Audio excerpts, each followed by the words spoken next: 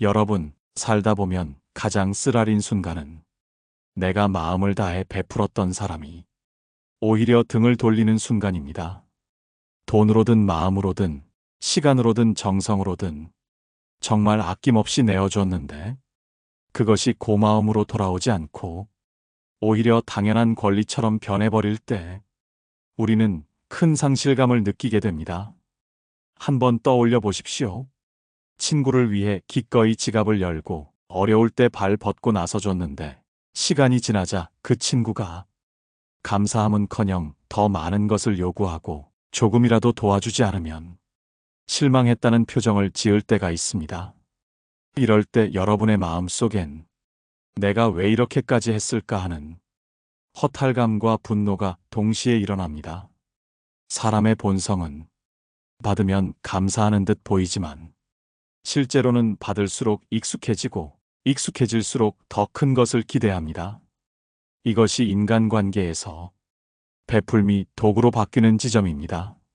그래서 똑똑한 사람은 절대 함부로 베풀지 않습니다. 그들은 인간관계의 무게를 알기에 친구라는 이름으로 무조건 내어주는 것이 얼마나 위험한지를 알고 있습니다. 저는 상담실에서 비슷한 이야기를 수없이 들었습니다.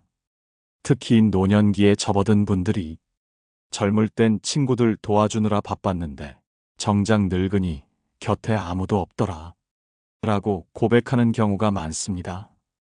돈을 빌려줬던 친구는 연락을 끊고 병원에 함께 가주던 친구는 자신의 일이 바쁘다며 멀어지고 정말 필요할 때는 아무도 남아있지 않은 현실. 그때서야 깨닫는 겁니다. 내가 너무 많이 베풀었구나. 부처님께서는 무심히 대하돼 버리지는 말라 라고 말씀하셨습니다. 무심하다는 것은 차가움이 아니라 관계를 지키는 지혜입니다. 과도한 베품은 상대의 탐욕을 키우지만 적당한 거리를 둔 무심함은 오히려 관계를 오래 지탱시킵니다. 여러분의 따뜻한 마음은 분명 소중합니다. 그러나 그 소중함을 아무 곳에나 흩뿌려선 안 됩니다. 제가 만난 한 노부부의 이야기가 있습니다. 평생 친구라 믿었던 사람에게 거액을 빌려줬습니다. 처음엔 반드시 갚겠다던 친구가 시간이 지나면서 연락을 피하고 결국 그 관계는 돈과 함께 산산이 부서지고 말았습니다. 남편은 깊은 배신감을 안고 마음을 닫았고 아내는 남편의 옆에서 한숨만 내쉴 수밖에 없었습니다. 그분이 마지막으로 제게 했던 말이 아직도 기억납니다. 선생님, 저는 이제야 알았습니다. 진정한 친구는 내가 돈을 내주지 않아도 곁에 있어주는 사람이더군요. 이처럼 인간관계는 주고받음의 균형이 무너질 때 가장 쉽게 무너집니다. 첫째, 과도한 베품은 상대의 본성을 흐리게 합니다. 둘째, 무심한 태도는 관계를 지켜주는 보호막이 됩니다. 셋째, 똑똑한 사람은 베푸는 순간보다 베풀지 않는 순간에 더 큰 신뢰를 얻을 수 있다는 사실을 압니다. 오늘 이야기를 통해 여러분께 전하고 싶은 메시지는 분명합니다. 호의는 지혜롭게 써야 한다는 것입니다. 나의 마음과 시간과 자원을 누구에게 어떻게 나눌지는 여러분의 인생을 좌우할 큰 선택입니다. 함부로 베푸는 대신 무심하게 거리를 두고 그러나 완전히 버리지 않는 균형. 그 지혜가 여러분의 삶을 더 단단하게 지켜줄 것입니다. 이제 우리는 일상의 구체적인 사례 속으로 들어가 보겠습니다. 어떻게 이 원리가 드러나며 그 속에서 어떤 통찰을 얻을 수 있는지 함께 살펴보겠습니다. 여러분, 우리의 일상은 작은 선택과 반복되는 관계 속에서 이루어집니다. 특히 친구와의 관계는 그 사람의 본성을 가장 쉽게 드러내는 무대이기도 합니다. 한번 떠올려 보십시오. 어떤 친구는 늘 부탁만 합니다. 이번에 조금만 도와줘.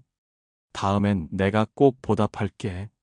이런 말이 반복되면 처음엔 이해하다가도 어느 순간 지치게 됩니다. 실제로 상담에서 만난 한 중년 남성의 사례가 있습니다. 그는 오랜 친구에게 늘 금전적으로 도움을 주었습니다. 처음에는 고마움을 표현하던 친구가 시간이 지나자 마치 당연한 듯 요구하기 시작했습니다. 급히 돈이 필요하다고 연락하면 선뜻 내어주었고, 도움을 주고 나면 친구가 더 가까워질 거라 믿었습니다. 그러나 결과는 정반대였습니다. 그 친구는 점점 더 거리를 두고 급한 일이 생길 때만 연락을 해왔습니다. 남성은 배신감과 허무함 속에서 이렇게 말했습니다. 선생님, 저는 친구라고 믿었는데 사실은 제가 주는 것만 필요했던 겁니다.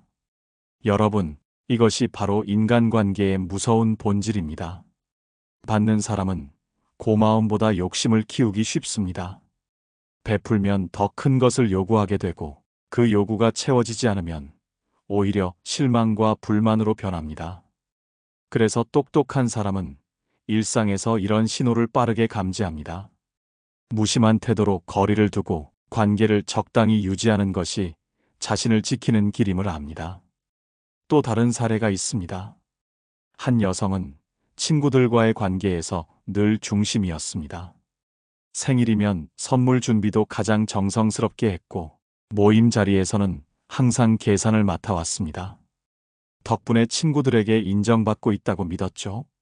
하지만 세월이 흘러 그녀가 힘든 상황에 놓였을 때 돌아온 건 차가운 무관심이었습니다.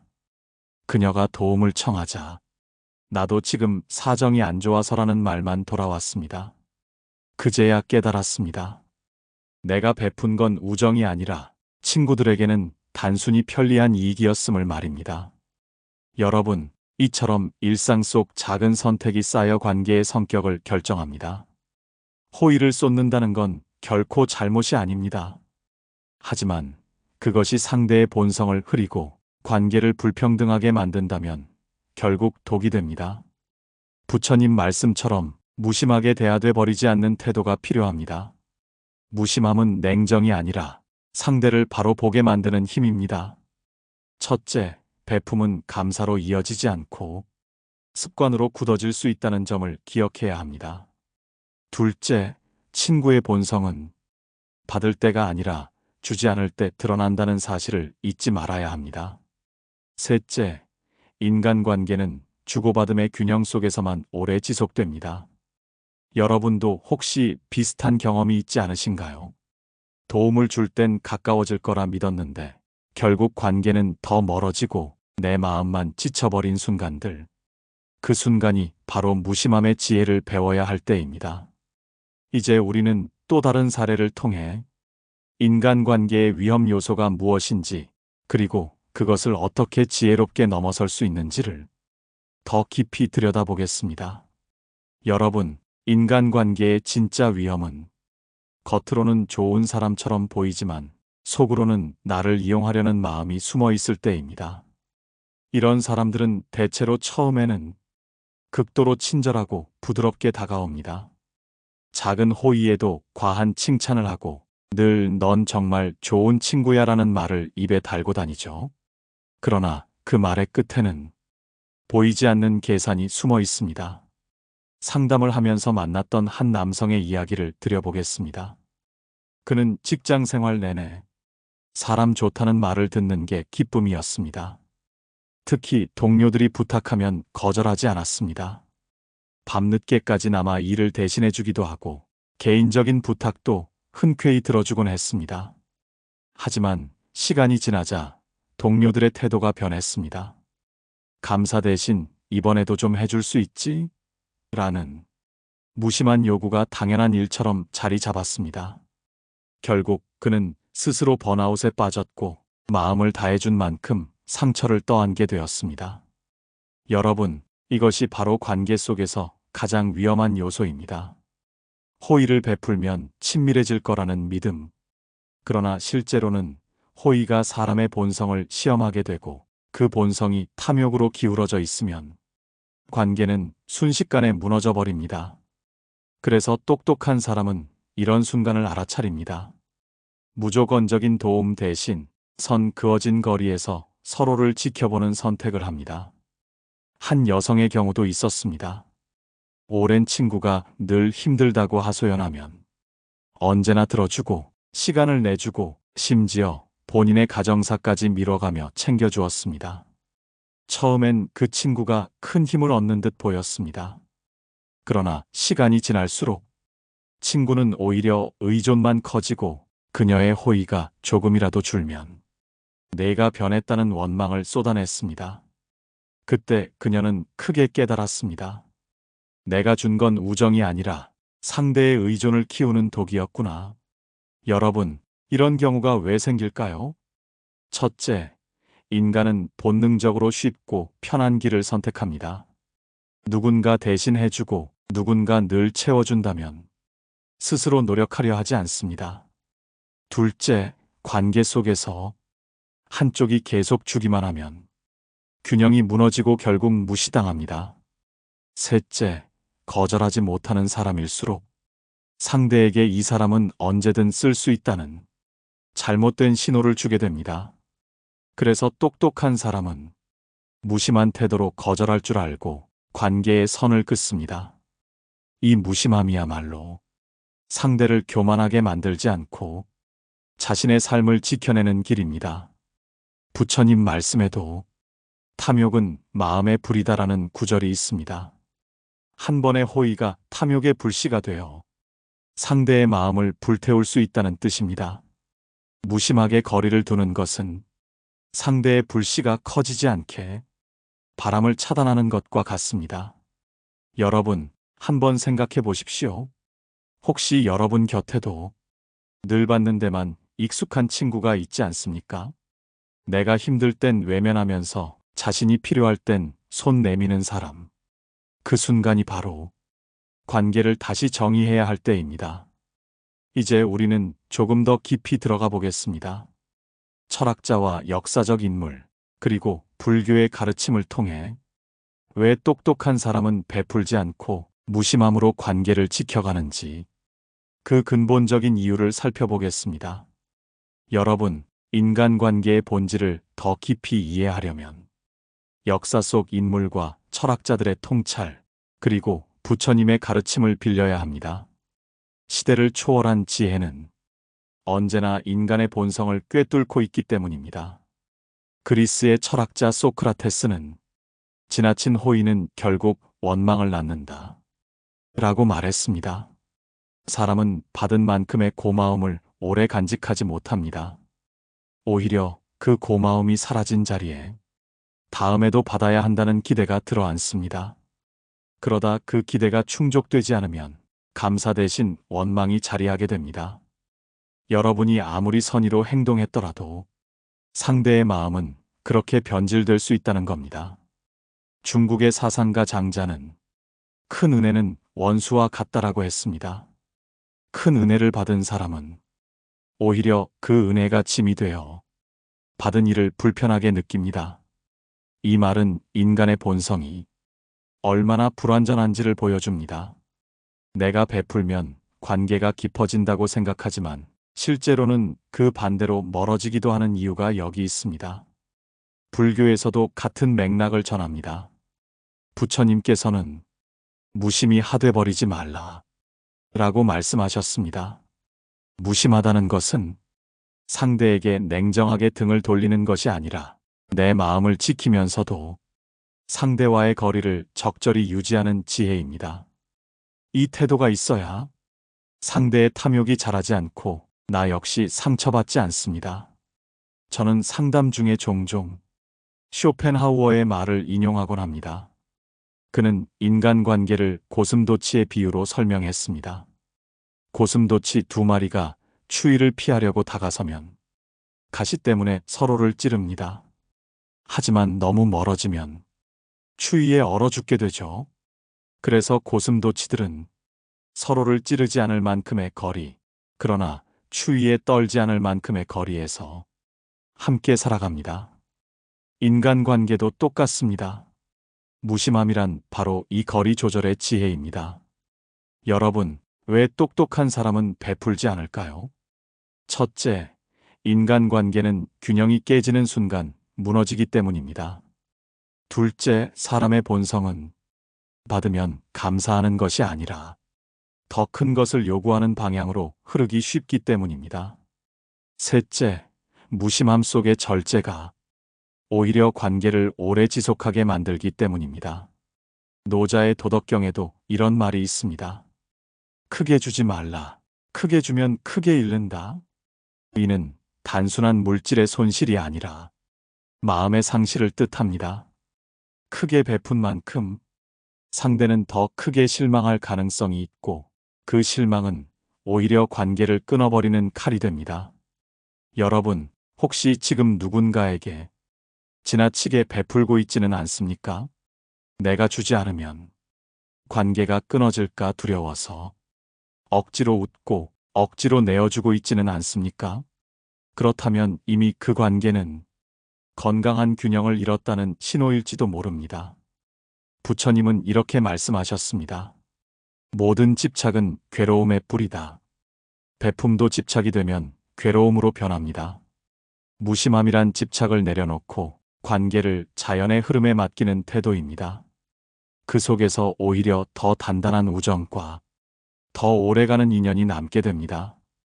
이제 우리는 마지막으로 지금까지의 이야기를 정리하고 여러분의 삶에 바로 적용할 수 있는 3가지 핵심 지혜를 나누겠습니다.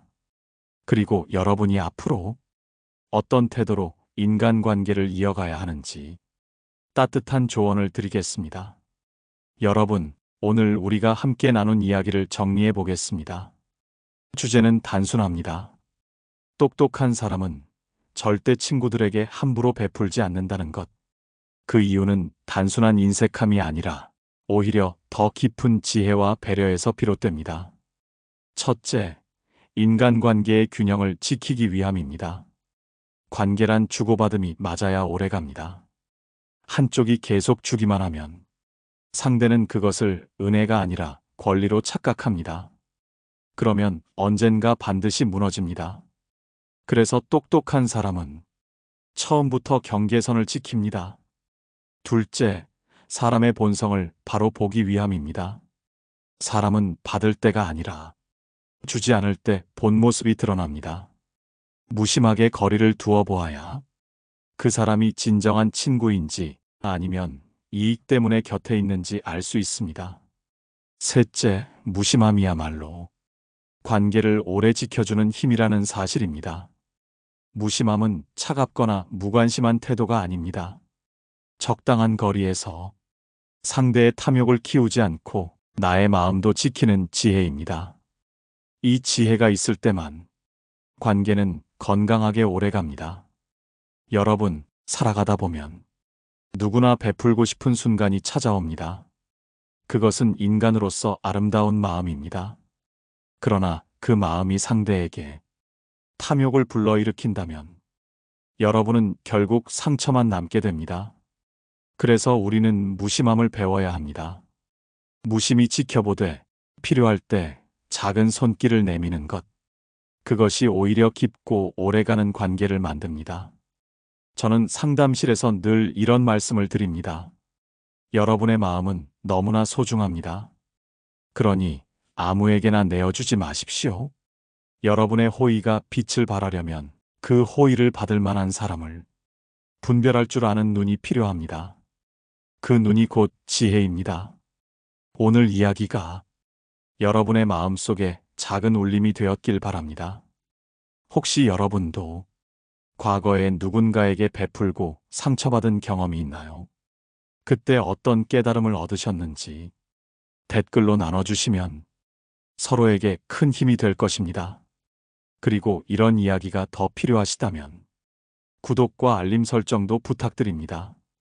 함께 지혜를 나누고 더 단단한 인간관계를 만들어가는 여정에 여러분이 동행해 주셔서 감사합니다. 오늘의 이야기가 여러분의 삶을 조금이라도 가볍게 하고 또 한 걸음 더 현명하게 나아가게 하길 바랍니다. 진심으로 고맙습니다.